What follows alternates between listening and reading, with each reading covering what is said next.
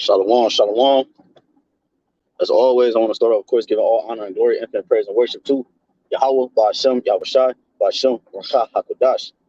Double honors to our apostles and our elders of great millstone, who will teach you on sound doctrine to this very day. Strong shalom to the hopeful elect and the rest of the large multitude men, women, and children of the Lord have mercy on these last days. It's your brother Kadash coming back with a quick hit through the spirit and power, well, in transit, quick hit, spirit and power, Yahweh, Shem, Yahweh, Lord willing, it's edifying. All right, just laying backing off Apostle Ramla. Well, he kind of threw it out there as a alley-oop for brothers to tackle, dealing with the lesson he just uploaded.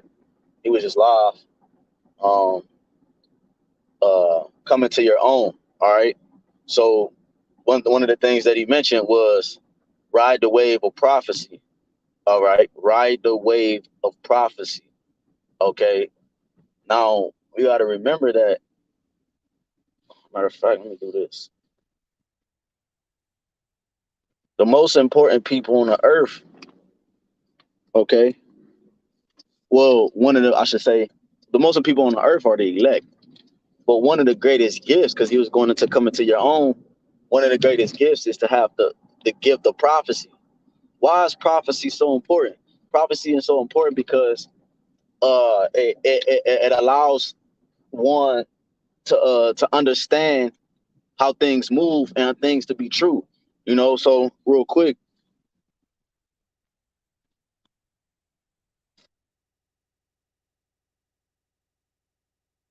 Like I'm using my other phone that I don't think I got it on this one. So bear with me. Yeah, I don't think I got it here, so it's cool. I'm gonna go to the internet on here. All right, so let's go to the etymology of in Cleveland, got chuck holes out of this world, so I gotta dodge them too. Etym online.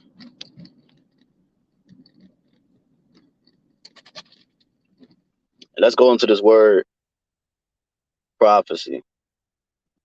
All right.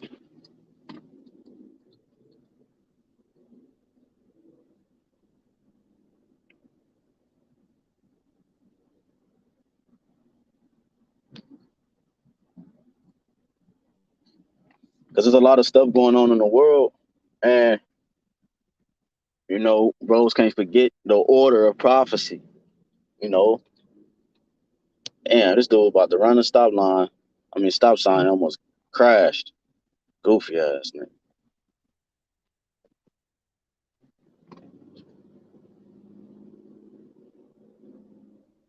Goofy. Almost got judged, man. All right, so this prophecy. It says the function of a prophet. Prophecy is a function. The function. Let me see what that say for that word function.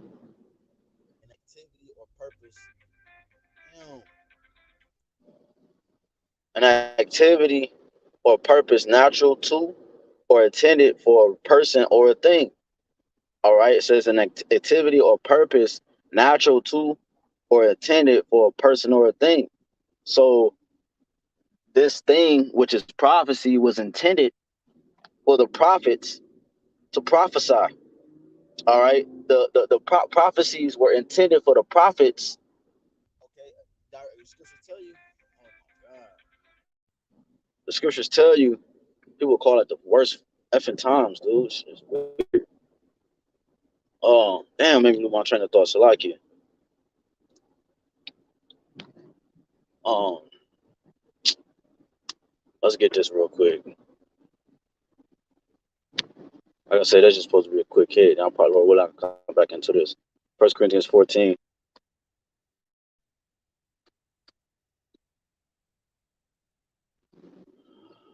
And 32, it says, and the spirit and the spirits of the prophets are subject to the prophets. All right, so that's what it's going into. It says prophecy is the function. It's the function. Okay. God Damn it. If I'm not answering the first time, why would you keep calling 2 more times? Damn, man. It's like you pissing me off, man. I'm about to pull up, man. 1 Corinthians 14:32, and the spirits of the prophets are subject to the prophets. So it says in prophecy, the etymology of prophecy, the function of a prophet.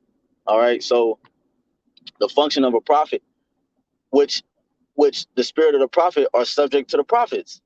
Okay. So the only thing that's gonna be made manifest, and only thing that's gonna be made manifest and to be true are the things that the prophets say. All right, are the things that the prophets say. So it says, inspired utterance. Okay, inspired utterance. All right, it says inspired utterance, and we know that the scriptures tell you that these words of the Father are inspired. Right, when you go into that word inspired, it goes into the breath. All right, it's breathed into us. Let's see what. Now I went to the Google definition. It says of extraordinary quality. Woo. It says as if arising. Message from Gab. It says as if arising from some external creative impulse. You see, and that external creative impulse comes from the heavens, comes from the Father, YAHWASHI. All right, divinely inspired. All right, for edification's sake, like I said, it's just supposed to be a quick hit. But for edification's sake, let's go into that word uh inspire in the blue letter. Let's see what it say. I know what it's gonna say, but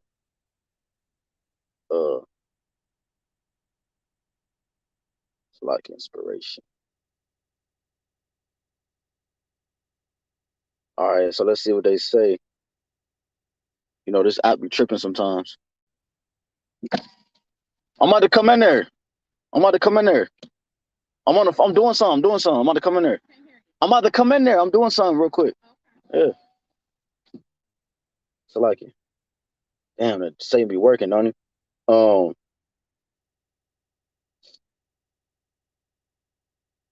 right, so let's get this preset real quick.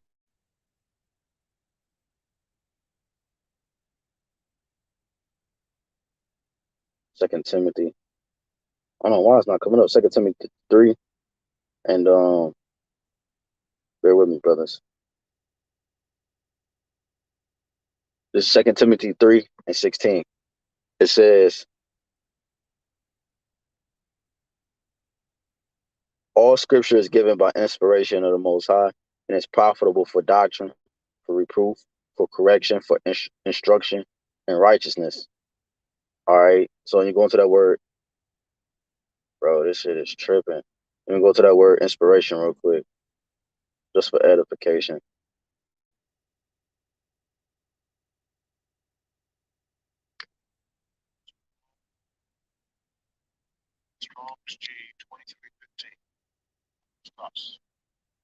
Leanos Toss.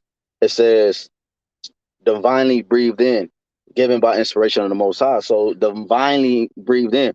So the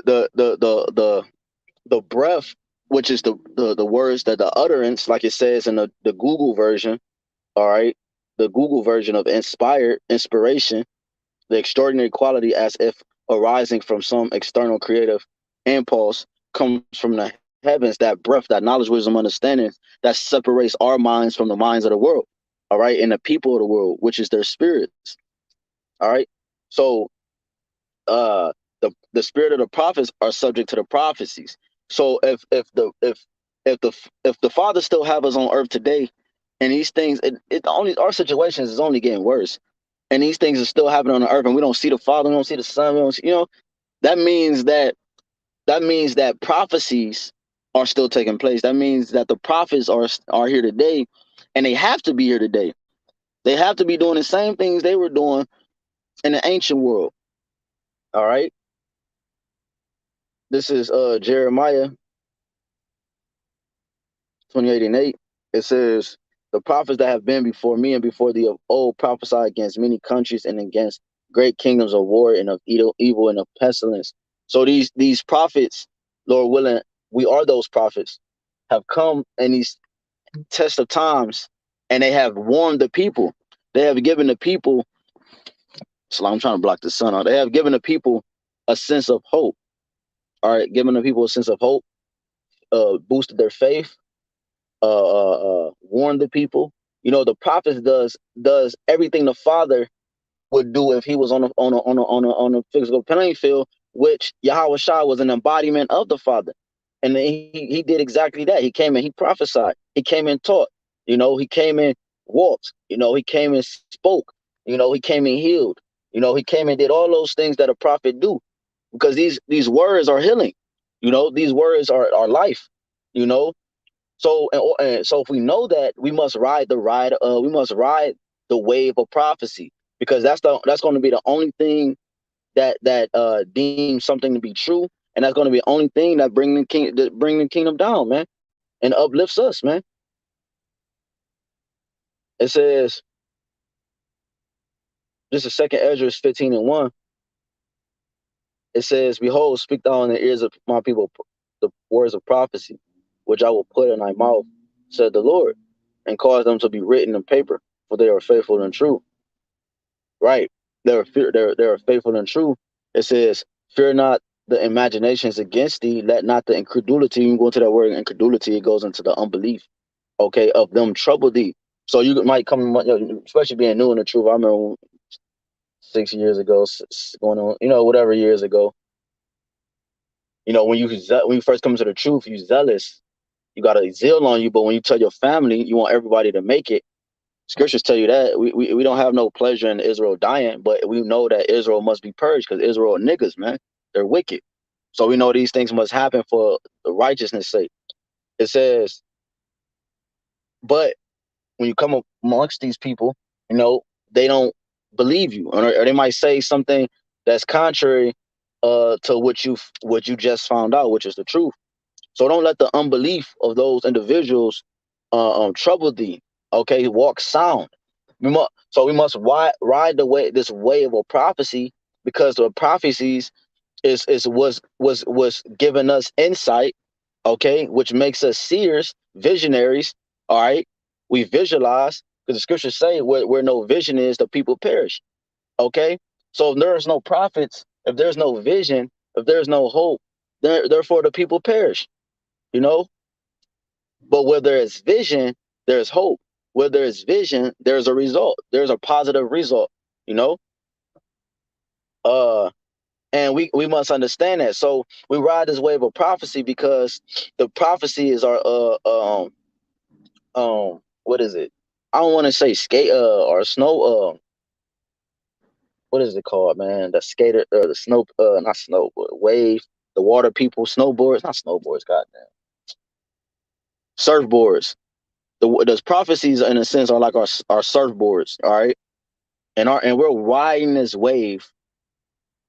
Is it now? It's going to either be for your destruction, or it's going to be for your salvation, because the Lord told us in Matthew 24 that when you see these things, when you see look at the fig tree, when you see the leaves come upon it, then spring and summer is nigh. Well, the same thing. As soon as you see these signs, you know that the Son of Man is about to make his entrance. We can't know these things if we don't ride the wave of prophecy. And riding the wave of prophecy consists of us being watchmen. Isaiah 62:2. Uh, well, I mean, it's not Isaiah 62. Isaiah 60.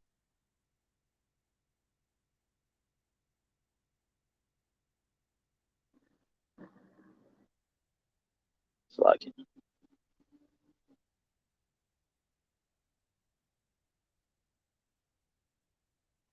yeah, Isaiah 62. It's like, I'm tripping. Isaiah 62:6.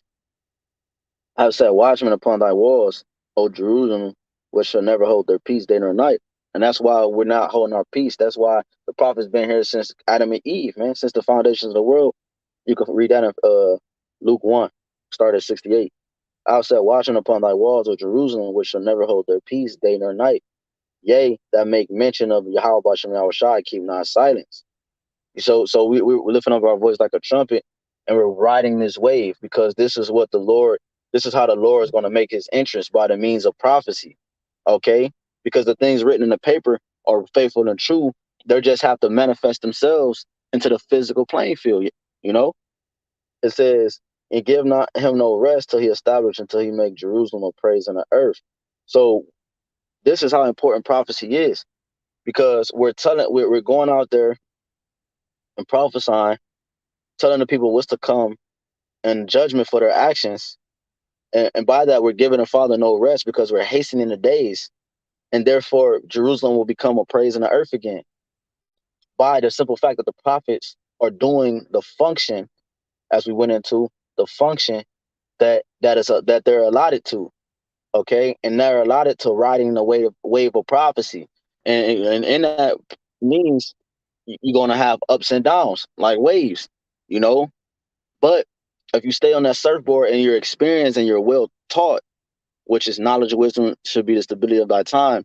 Therefore, that surfboard, you're not going to crash into that wave. You're going to continue to ride the deepest wave, man, all the way until, you know, you achieve that goal and you get that reward, you know, which is ultimately the reward for us is the kingdom of heaven, receiving that first, being that first fruit, Lord willing, man, you know. But you got stuff going on in Ukraine, you got stuff going on all around the world. But you must first remember the order of prophecy, and two, the things that still haven't taken place. Jacob's trouble, you know, famine of the word, famine of the food. We starting to see that stuff on a larger scale now, especially in America with the ports and all that, you know. But you got to remember, like Jacob's trouble, Daniel 12:1, the worst time that ever it was on the face of the earth. But we should be saved out of it, Lord willing, you know. Uh, all that, man, the persecuting of the saints coming down on us, right? Because now they're coming out with documentaries about us, you know, trying to demonize us and so forth. You know, all these different things, man, are set up set up for demise, man, and it's set up for you Israelites to fail. But the Lord said we're gonna prevail, not fail. We're gonna prevail. You know, if it were possible, they should deceive the very elect. He say in Matthew 24:22 on down. You know, he's going to shorten the days. If he didn't shorten the days, therefore no flesh would be saved, man. And that's prophecy. That's prophecy. That's a prophecy for the days to be shortened so the elect can be saved. Prophecy is what? The elect will be saved. Prophecy is that Israel will be redeemed. Prophecy is that this kingdom will fall. Prophecy is what Ukraine is, what is going on with Russia and Ukraine. Prophecy is what is merging all these other countries, smaller countries, Taiwan, and I mean all these different places, China, Iran, all these different places, man. That's being a watchman and being a seer and a visionary. Like I said, where the vision, where there's no, like the scriptures say, where there's no vision, the people perish, man. So Lord willing, this is edifying. Just a quick hit. I got to go in here. Lord willing, I could go into depth about this topic. Until next time, shalom.